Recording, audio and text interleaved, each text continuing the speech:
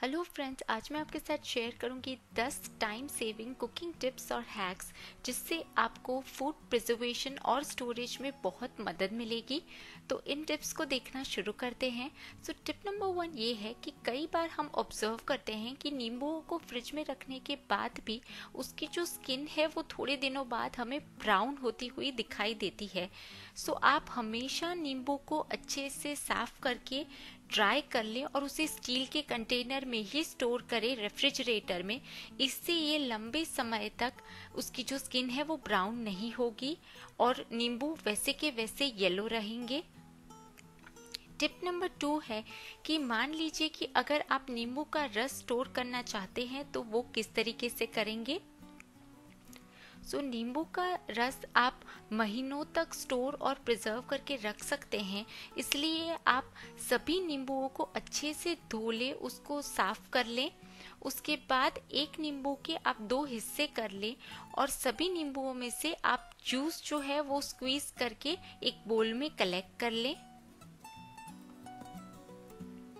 आप इस समय एक काउंट ले लें कि कितने नींबू आप यूज कर रहे हैं। सभी नींबुओं का रस निकाल लेने के बाद आप जूस को एक बारी स्ट्रेन कर लें। जूस स्ट्रेन हो जाए उसके बाद हम जूस को आइस ट्रे में पोर कर लेंगे।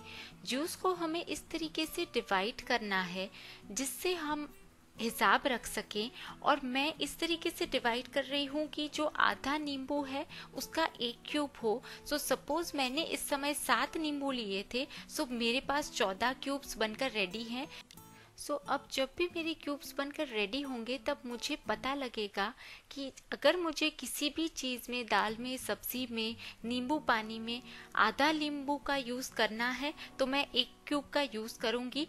इससे काफ़ी आसानी रहती है, लेकिन अगेन ये जो मेथड है वो कम्प्लीटली ऑप्शनल है। हमारे सारे जो नींबू के रस के क्यूब्स है वो अच्छे से सेट हो गए हैं। उनको आप डीमोल्ड कर लें और एक फ्रीजर सेफ कंटेनर में स्टोर करके रख लें। इस तरीके से आप इन क्यूब्स को महीनों तक अच्छा रख सकते हैं। और जब भी आपको नींबू शरबत बनाना हो या किसी भी और रेसिपी में, दाल में, सब्जी में नींबू के रस का यूज़ करना हो तो ये बहुत आसानी से यूज़ आप कर सकते हैं। टिप नंबर 3 ये है कि कोरिएंडर लीव्स को आप महीनों तक अच्छा कैसे रखेंगे प्रिजर्व करके। इस तरीके से जो कोरिएंडर लीव्स है वो बिल्कुल काले नहीं पड़ते हैं और वैसे के वैसे ही रहते हैं। उसके लिए आप धनिया पत्ती को, सारे पत्तों को अलग कर ले, अच्छे से उसे धो लें और ड्राई कर ले। उसके बाद आप उसको रफली चॉप कर लें।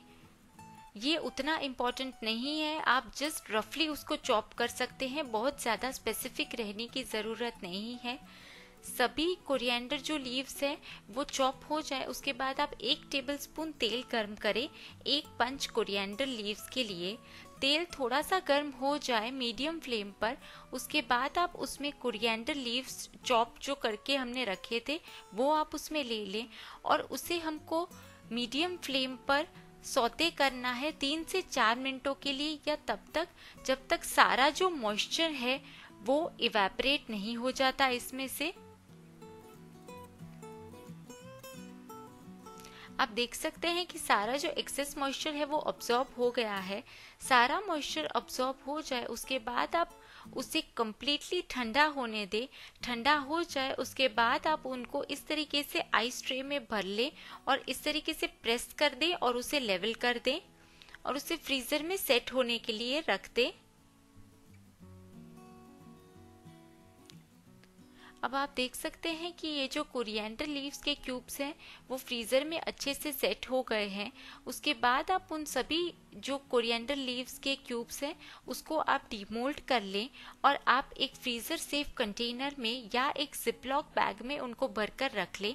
जब भी आपको धनिए के पत्तों का यूज़ है आप 1 क्यूब निकालें, उसको रूम टेम्परेचर पर आने दें।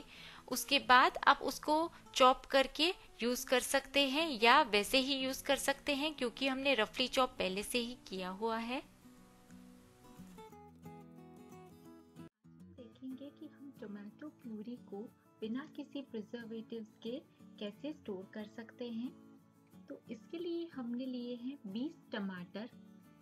इन टमाटरों को हमने 2 हिस्सों में काट लिया है और इसे हम एक मिक्सर जार में लेंगे और इसकी प्यूरी बना लेंगे। अब हम एक नॉनस्टिक पैन में 1/3 कप तेल लेंगे। ये करीबन 80 ml है।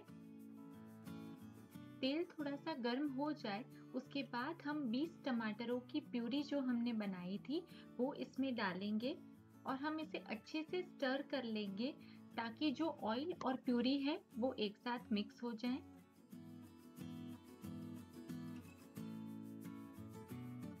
अब हम पैन को कवर कर लेंगे और करीबन 30 से 40 मिनटों के लिए इसे पकने देंगे मीडियम फ्लेम पर, जब तक आप देखें कि मॉइस्चर जो है वो 80 to 90% अब्सॉर्ब हो गया है।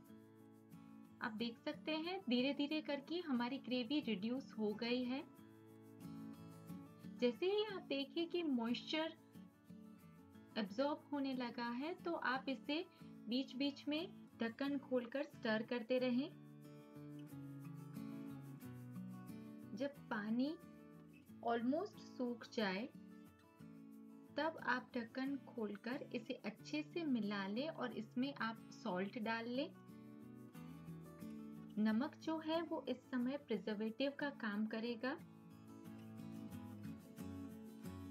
अब इसे आप खुले में ही अच्छे से मिक्स करते रहे और इसे पका ले करीबन 5 से 10 मिनटों के लिए, जब तक ऑयल जो है वो हमारी प्यूरी से सेपरेट नहीं हो जाता। ध्यान रहे कि इस समय आपको मीडियम फ्लेम पर कुक करना है और कंटिन्यूअसली इसे हिलाते रहना है। अब आप देख सकते हैं कि ऑयल जो है वो सेपरेट हो गया है और इसमें जरा भी मॉइस्चर नहीं है। इस समय आप फ्लेम बंद कर ले और इस ग्रेवी को कंप्लीटली ठंडा होने दें। ग्रेवी ठंडी हो जाए उसके बाद आप आइस ट्रे में ग्रेवी को रख लें। हम इस तरीके से ग्रेवी को डिवाइड करेंगे कि ये इवनली स्प्रेड हो जाए और हम उतने ही हिस्से करेंगे इसके जितने हमने टमाटर लिए हैं। तो इस समय हमने 20 टमाटर लिए हैं तो हम इसे 20 भागों में डिवाइड कर रहे हैं। इसे आप रेफ्रिजरेट होने दें करीबन 8 से 10 घंटों के लिए। ये अच्छे से सेट हो गए हैं और अब आप इन्हें डीमोल्ड कर लें। इक्वल नंबर ऑफ पीसेस लेने के पीछे कारण ये है कि आपको जब रेसिपी में या कुकिंग में इसे यूज करना है तो आपको ध्यान रहेगा कि एक क्यूब जो है वो एक टमाटर के बराबर है, तो आपके लिए भी आसानी हो जाएगी इसका हिसाब लगाने में। अब इन क्यूब्स को हम किसी कंटेनर में या जिपलॉक बैग में स्टोर कर लेंगे और इसे वापस से आप फ्रीजर में रख लें। इससे आप करीबन 1 महीने के लिए स्टोर कर सकते हैं।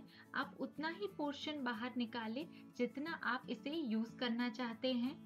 यूज करने के लिए आप इसे करीबन 30 मिनटों के लिए रूम टेम्परेचर पर रख लें या तो इसे आप डिफ्रॉस्ट भी कर सकते हैं। कि आसानी से कसूरी मेथी कैसे बनाते हैं।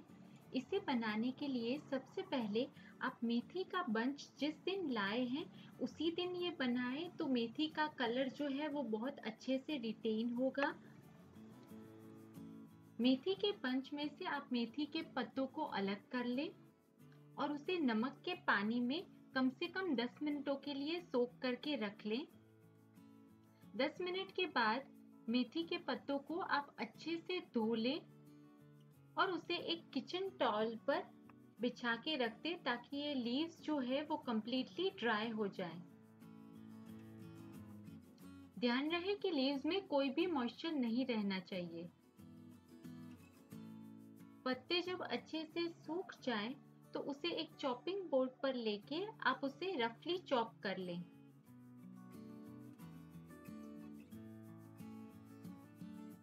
ये स्टेप ऑप्शनल है, अगर आप चाहें तो ऐसे ही आगे की प्रोसेस कर सकते हैं। सारे लीव्स चॉप हो गए हैं। उसके बाद हम एक न्यूज़पेपर के या एक पार्चमेंट पेपर के ऊपर इन पत्तों को स्प्रेड कर देंगे और इसे 3 दिन के लिए हम सूखने देंगे। आप इन्हें इस तरीके से रखें कि इन पे डायरेक्ट सनलाइट ना आए। किसी भी शेड में आप इसे रख सकते हैं। आप देख सकते हैं सेकेंड डे को ये ऐसे हो जाते हैं।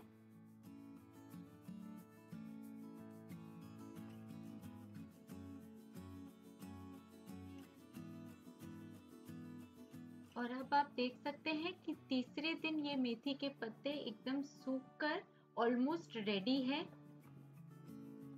लेकिन अभी भी इसमें थोड़ी सी प्रोसीजर बाकी है।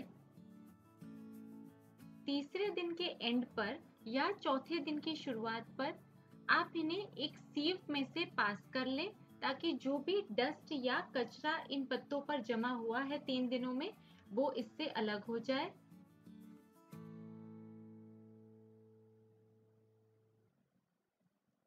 सभी लीव्स को हम इस तरीके से अच्छे से सीव कर लेंगे। पत्ते साफ हो जाए उसके बाद इसे हम एक माइक्रोवेव सेफ प्लेट में स्प्रेड कर लेंगे और इसे हमें माइक्रो करना है 1 मिनट के लिए। बीच में हम 30 सेकेंड बाद इसे थोड़ा सा स्टर कर लेंगे। 1 मिनट बाद आप देख सकते हैं कि कसूरी मेथी बनकर रेडी है। ठंडी हो जाने के बाद आप इसे एयर टाइट कंटेनर या जिपलॉक बैग में स्टोर करके रख सकते हैं। ध्यान रहे कि इसे आप रूम टेम्परेचर पर 1 महीने के लिए रख सकते हैं। उसके बाद आप इसे रेफ्रिजरेटर में शिफ्ट कर सकते हैं। फ्रिज में ये अच्छा रहता है 6 महीनों के लिए। अब हम देखेंगे कि हम मकई के दाने या कॉर्न को 3 से 4 महीनों के लिए कैसे अच्छे से प्रिजर्व और स्टोर करके फ्रीज करके रख सकते हैं। इसके लिए आप 2 मकाई ले लें। इस समय मैं आपको 2 मकाई पर प्रोसेस करके बता रही हूँ, लेकिन आप चाहें तो बहुत सारी मकाई के दाने इस तरीके से स्टोर करके रख सकते हैं। मकाई को आपको इस तरीके से हाफ में डिवाइड करना है। ये मैं ऐसा इसीलिए कर रही हूँ क्योंकि प्रेशर कुकर में मैं इसको स्टीम कुक करने वाली हूँ। पूरी मकाई उसमें फिट नहीं आएगी, इसलिए मैं इसको आधे पोर्शन में डिवाइड कर रही हूँ।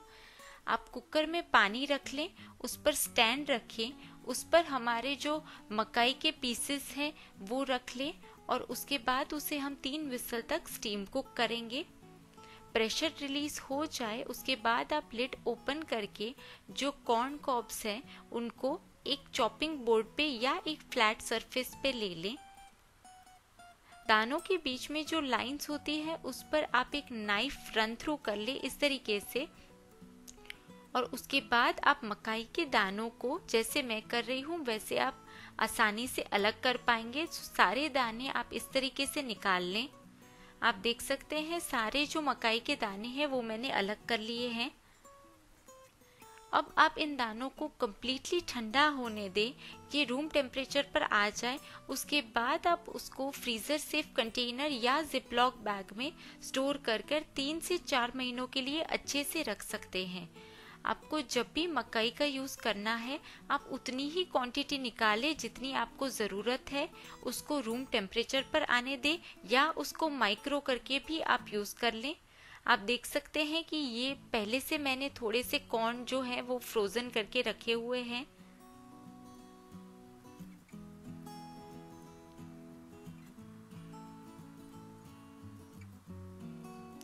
अब हम देखते हैं कि हम पुदीना पाउडर कैसे बना सकते हैं।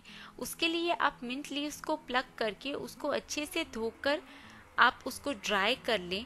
उसके बाद अगर आप माइक्रोवेव में करना चाहते हैं तो इन पत्तों को आप माइक्रोवेव सेफ प्लेट में रख लें।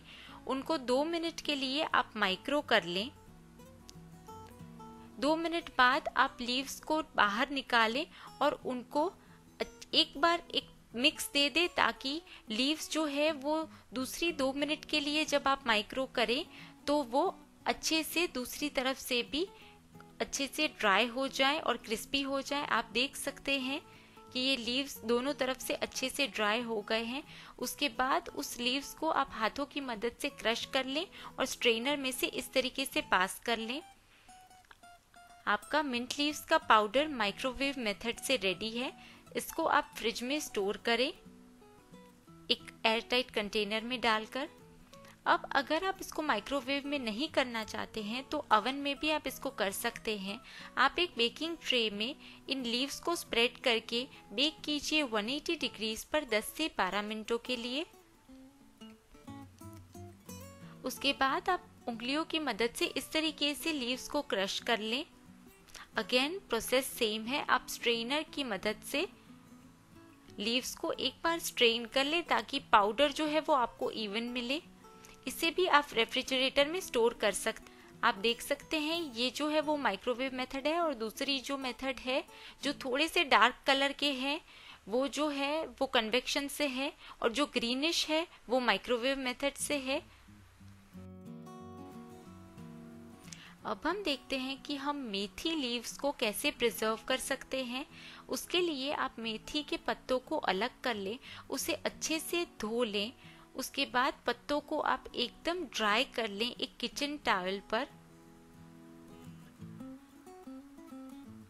पत्ते अच्छे से ड्राई हो जाएं तो आप एक पैन में 1 टेबलस्पून तेल ले लें 1 पंच मेथी लीव्स के लिए, और इसे आपको सौते करना है मीडियम फ्लेम पर जब तक सारा जो मॉइस्चर है वो अब्सॉर्ब नहीं हो जाता और लीव्स जो है वो एकदम श्रिंक हो जाएंगे इस तरीके से।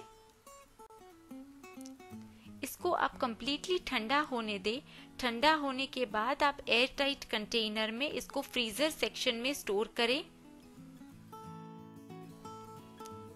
अब हम देखेंगे कि आप करी लीव्स या करी पत्ता स्टोर कैसे कर सकते हैं। इसके लिए आप सभी करी लीव्स को इस तरीके से प्लग करके एक पानी के बोल में सोक करके रख लें। उसके बाद आप सारा एक्सेस पानी निकाल ले, उसे 2 से 3 बार और धो ले और किचन टॉवल पर उनको एकदम ड्राई कर ले। उसके बाद आप एक पैन में तेल गरम करें 1.5 से 2 टेबलस्पून।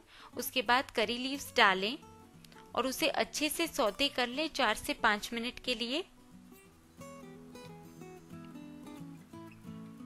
लीव्स जो है वो आप ऑब्जर्व करेंगे कि श्रिंक हो जाएंगे और सारा जो मॉइस्चर है वो ऑब्जॉर्ब हो जाएगा।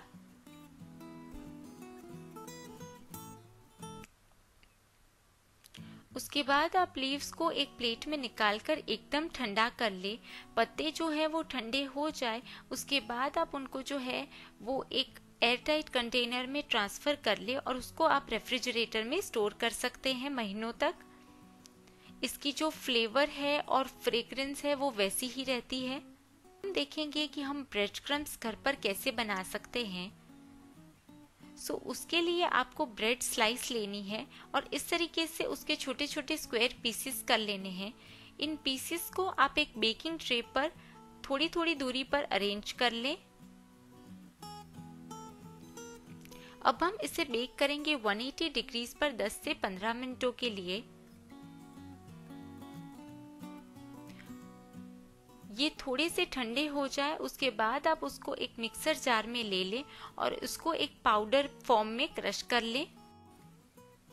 आप देख सकते हैं कि हमारे ड्राई ब्रेड क्रम्स बनकर रेडी हैं। आप इसको रेफ्रिजरेटर में एक एयर टाइट कंटेनर में डालकर स्टोर कर सकते हैं 10 से 12 दिनों के लिए।